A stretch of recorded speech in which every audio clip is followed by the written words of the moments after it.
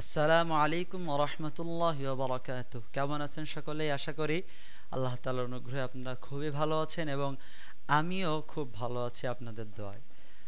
Quranic verse international মাদ্রাসা কর্তৃক আয়োজিত কোরআন শিক্ষা কোর্সের কায়দা ক্লাসের তৃতীয় অধিবেশন নিয়ে আমি আপনাদের সামনে উপস্থিত হয়েছি। তৃতীয় ক্লাস আপনাদের সামনে আমি তুলে ধরতে চাচ্ছি।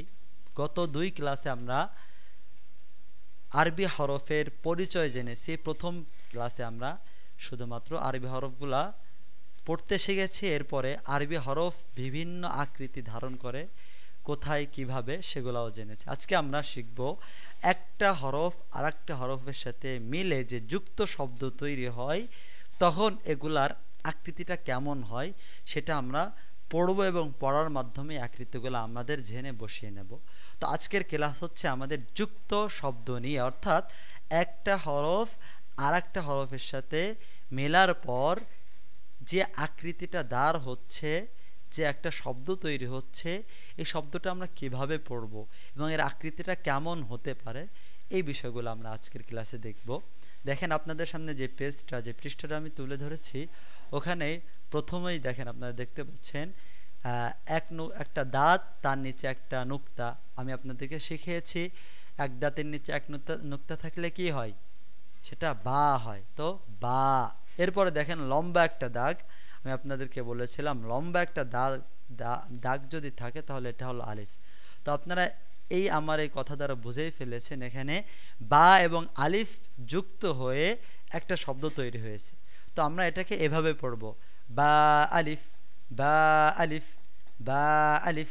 আমার সাথে আপনারা পড়েন, বা আলিফ, এরপরে হা বা, হা বা, হা বা। প্রথমে আপনাদেরকে দুটি অক্ষর দিয়ে তৈরি যুক্ত শব্দ শেখাচ্ছে, এরপরে আসবে তিনটা অক্ষর, এরপরে আসবে চারটা, এরপরে পাঁচটা, এরপরে ছয়টা, এরপরে 60টা পর্যন্ত, মানে 60টা অক্ষর দিয়ে তৈরি একটা যুক্ত শব্দ পর্যন্ত মানে দেখাবে আপনাদেরকে। সেটাও আপনারা আস্তে আস্তে দেখবেন সামনে ইনশাল্লাহ। তো আমরা আস্তে আস্তে সামনে এগোই। হা বা, হা বা। আপনারা এগুলো চেনেন, আমার সাথে জাস্ট আপনারা একটু পড়তে থাকেন। এরপরে হা জিম, হা জিম, জিম দাল, জিম দাল, জিম দাল, মিম আইন, মিম আইন, আইন صاد, عين صاد, عين صاد, ظا لام, ظا لام, لام কাফ, লাম কাফ। এখন আপনাদের একটা প্রশ্ন আসতে পারে যে আপনি তো বলেছেন লম্বা দাগ থাকলে এটা আলিফ, তো এখানে লম্বা দাগটাকে আপনি কেন লাম বলতেছেন? সহজ উত্তর, লম্বা দাগ যদি একা একা আসে তাহলেও ওটা আলিফ, আর লম্বা দাগ যদি শব্দের শেষে আসে, যেমন আমরা এখানে দেখতে পেয়েছি, তো এটাও আলিফ। কিন্তু লম্বা দাগ যদি যুক্ত হয়ে আসে এবং শব্দের মাঝখানে আসে অথবা শব্দের শুরুতে যুক্ত হয়ে আসে, তখন এটা আর আলিফ থাকে না, এটা লাম হয়ে যায়, এটা লাম হয়ে যায়। তো আলিফ, লম্বা দাগ আলিফ হবে যখন এটা একাকী থাকবে অথবা শব্দের শেষে থাকবে। যদি এই দুইটার কোনো একটা না হয় তাহলে লম্বা দাগটাকে আমরা লাম বলবো। তো এই কারণে এখানে আমরা লাম বলতেছি, লাম, লাম। কাফ, কাফ, হা ওয়াও, হা ওয়াও, লাম হা, লাম হা, হা মিম, হা মিম, মিম নুন, মিম নুন, লাম আলিফ, লাম আলিফ। দেখেন এই যে লম্বা দাগ যদি একটু বাঁকা করে দেওয়া, এটা কিন্তু শুরুতে, এখানে একটা লাম, আর এই দাগটা এটা কিন্তু শেষে, এখানে এটা আলিফ, লাম আলিফ, লাম আলিফ, লাম হা, লাম হা, হা ইয়া হা ইয়া ইয়াসিন কাফ বা কফ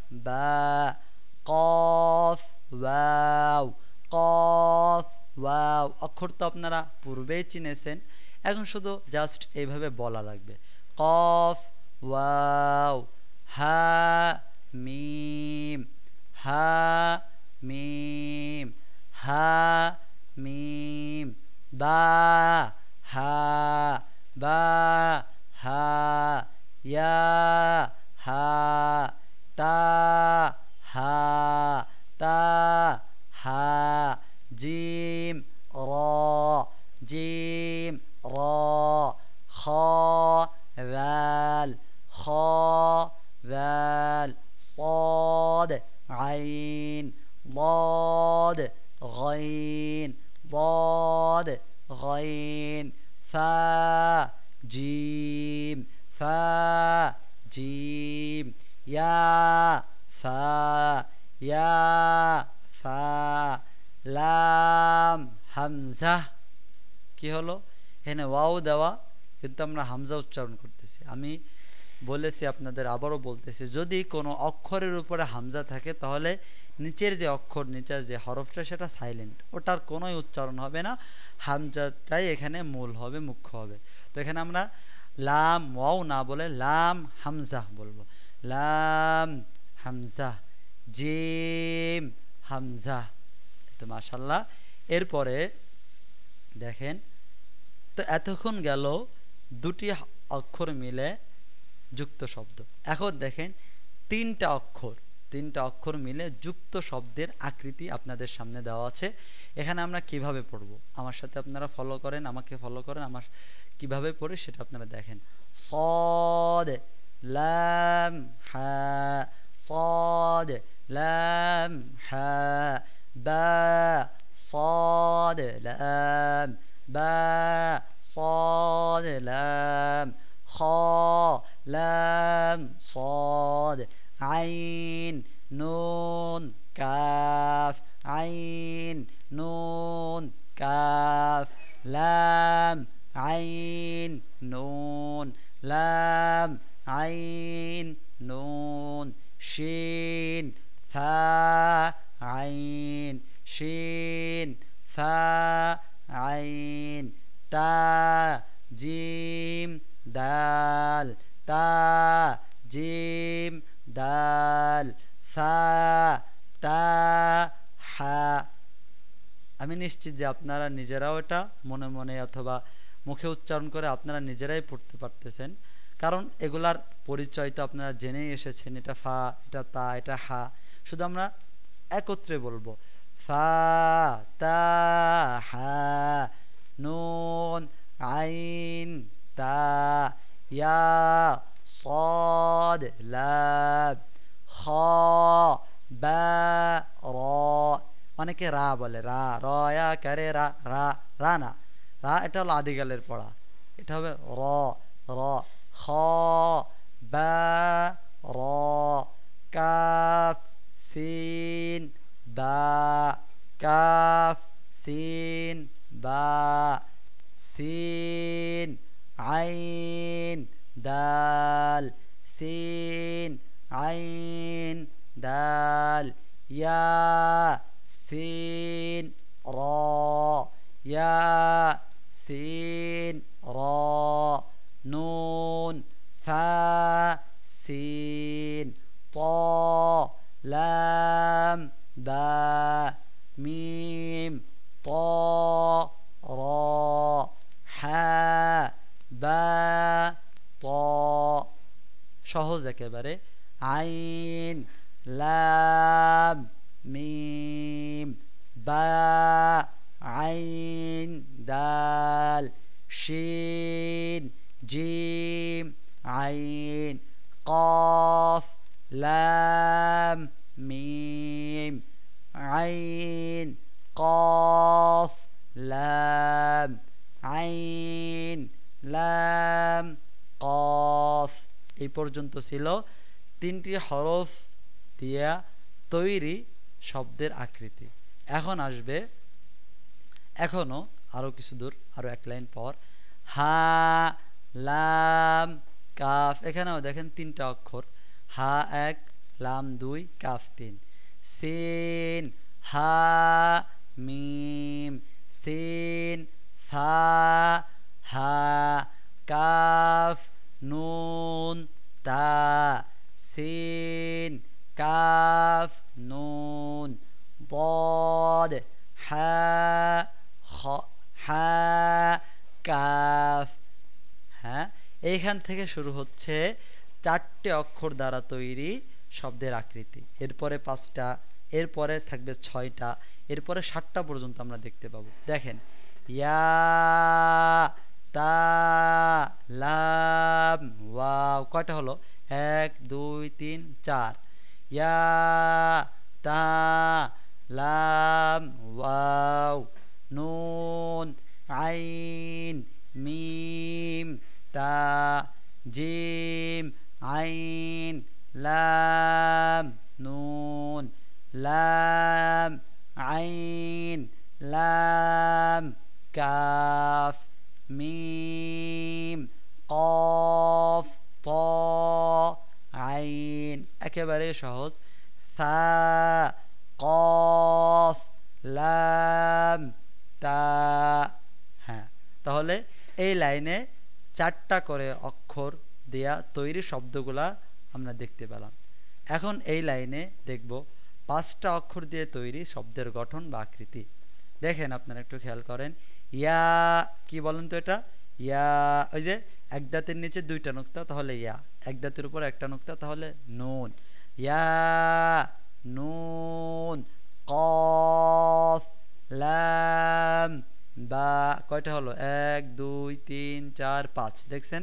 এরপরে তা ضاد লাম, ইয়া লাম, ইয়া তা কাফ লাম মিম। দেখছেন, কাফ মাঝখানে আসলে তার আকৃতি কেমন আপনারা এখন দেখতে পাচ্ছেন প্র্যাকটিক্যালি। এটা হলো কাফ, এই কাফের পরে যে লম্বা দাগটা, এটা হলো লাম। হ্যাঁ, এটা হলো মিম। এরপরে দেখেন, তা মিম লাম ইয়া কাফ, মিম মিম তা হা নুন, লাম ফা সিন কফ ইয়া নুন।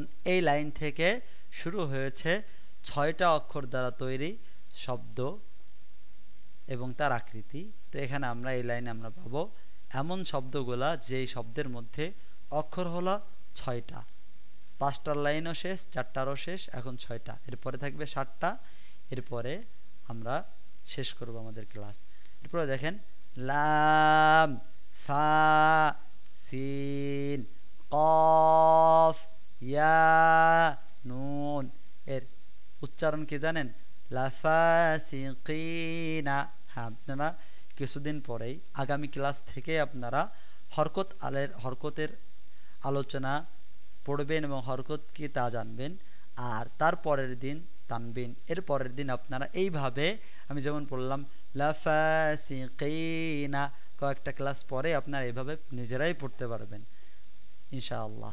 আপনি দেখেন, ইয়া নুন ফা আইন কাফ মিম, ইয়া সিন তা ইয়া কফ ইয়া নুন, ইয়াস্তাইকিন ইয়াস্তাইকিন, এইভাবে উচ্চারণ হবে। যখন আপনারা পড়বেন তখন পারবেন ইনশাআল্লাহ। লাম লাম মিম তা কফ ইয়া নুন। হ্যাঁ, তো আমরা একবার গুণা দিই, দেখি কয়টা হরফ। 1 2 3 4 5 6। হ্যাঁ, এখন আমরা 7টা অক্ষর বিশিষ্ট শব্দ দেখব। দেখেন, নুন, এটা হচ্ছে নুন। এখানে দাঁতটা একটু ভিন্নভাবে দেওয়া, একটু খেয়াল করেন। এটাও একটা দাঁত, এক দাঁত, নুন। এটা জিম, আইন, লাম, হা, মিম, আলিফ। মনে আছে বলেছিলাম লম্বা দাগ যদি একদম শব্দের শেষে আসে তখন এটা আলিফ হয়। এই যে দেখেন এটা আলিফ, কিন্তু আলিফ, লাম, লাম, আইন, লাম, মিম। এ দেখেন এখানে মিমের আকৃতি এটা একটু ভিন্ন, যা আপনারা আগে দেখেননি, একটু মনে রাখবেন। এটাও মিম, এই যে মিম, মিম, এই যে এভাবে, এইভাবে এসে এইভাবে টানটা মিম, এটা মিম। ইয়া, ইয়া, নুন, লাম, নুন, সিন, হামজা, লাম, নুন, হা, মিম। কয়টা অক্ষর? 1 2 3 4 5 6 7 8, 8টা অক্ষর। এরপরে দেখেন আমরা আরও বড় শব্দ দেখি, যে শব্দের মধ্যে 8-এরও অধিক অক্ষর আছে। দেখি, লাম, ইয়া, জিম, মিম, আইন, নুন, কাফ, মিম, লাম, ইয়া, সিন, তা, খ, লাম, ফা, নুন, কাফ, মিম, মিম, সিন, তা, ضاد, আইন, ফা, ইয়া, নুন। হ্যাঁ, মাশাআল্লাহ। তো আজকের ক্লাসে আমরা শিখলাম যে হরফ একটা অপরটার সাথে মিলে যে শব্দ তৈরি হয়, এই শব্দের আকৃতি। প্রথম ধাপে আমরা দেখেছি 2টা হরফ দিয়া তৈরি শব্দ এবং তার আকৃতি। এরপরে কিছুদূর পরে এসে দেখেছি 3টা হরফ দিয়ে তৈরি শব্দ ও তার আকৃতি। এরপরে আরও কিছুদূর পরে গিয়ে দেখছি 4টা হরফ দিয়ে তৈরি শব্দ ও তার আকৃতি। এরপরে দেখেছি 5টা হরফ দিয়ে তৈরি শব্দ ও তার আকৃতি, তারপরে 6টা, এরপরে 7টা, 8টা, এরপরে করে 9টা পর্যন্ত পৌঁছেছে। তো এই ধরনের শব্দই আপনাদের পড়ার মধ্যে আসবে। এবং আমি আপনাদেরকে যে বলেছিলাম হরফগুলা শব্দের মাঝখানে আসলে, শুরুতে আসলে এবং শেষে আসলে এই আকৃতিগুলা হয়ে থাকে, যার প্রায়োগিক এবং যার প্র্যাকটিক্যাল অনুশীলন আজকে আপনারা দেখলেন। দেখেন সদ, মনে আছে বলেছিলাম অপূর্ণ সদ শব্দের শুরুতে আসছে, দেখেন এজন্য এটা কিন্তু সদ। লাম, এটা লাম, হা, বা, সদ, লাম, যা হোক। তো আলহামদুলিল্লাহ আজকে আমরা শব্দর গঠন এবং তার আকৃতিটা চিনতে পারলাম। আমি যেভাবে পড়ছি আপনারা ওইভাবেই বাড়িতে বসে প্র্যাকটিস করবেন এবং বারবার ভিডিওটা দেখে চাইলে আমি যেভাবে উচ্চারণ করেছি ওইভাবে শুনে শুনে প্র্যাকটিস করবেন ইনশাআল্লাহ। তো আজকের ক্লাস এখানেই শেষ হবে। তার আগে আমরা আরও একটা মাখরাজ শিখে নেব। আমরা এই পর্যন্ত 2টি মাখরাজ শিখেছি, 1 এবং 2। আমরা আজকে 3 নম্বর মাখরাজটা শিখব। হ্যাঁ, আপনারা আমার সাথে বলেন, 3 নম্বর মাখরাজ হলকের শেষ হইতে, অর্থাৎ কণ্ঠনালীর শেষ, একেবারেই বুকের সাথে, মানে বুকের যে হাড় ওর সাথে যে মিলে আছে কণ্ঠনালী, ওইখান থেকে হলকের শেষ হইতে গইন, খ, তার মানে গইন এবং খ, এই 2টি হরফ আমরা উচ্চারণ করব একেবারে হলকের শেষ হতে। তো এই জন্যই 3 নম্বর মাখরাজ আমরা এভাবে মুখস্থ করতে পারি সহজের জন্য। 3 নম্বর মাখরাজ হলকের শেষ হইতে গইন, খ, গইন, খ, হলকের শেষ হইতে গইন, খ। সকলেই ভালো থাকবেন, সুস্থ থাকবেন। এখানে আমাদের তৃতীয় অধিবেশন তৃতীয় ক্লাস শেষ হচ্ছে। আসসালামু আলাইকুম ওয়া রাহমাতুল্লাহি ওয়া বারাকাতুহু।